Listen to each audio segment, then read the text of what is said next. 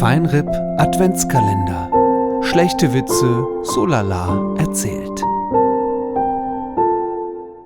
Gibt es ein Thema zu dem Witz oder Überbegriff?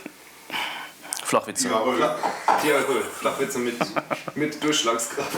Wo ist denn der Hut? Warte. Was hast du denn gut? Wo die Penner immer vorsichtig. Das hättest du heute ausschneiden.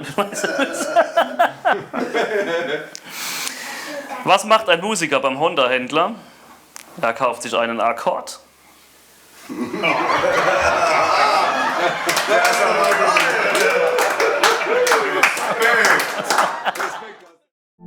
Eine besinnliche Vorweihnachtszeit wünschen euch Alex, Christoph, Harry, Michel und Monchi. palzrock.de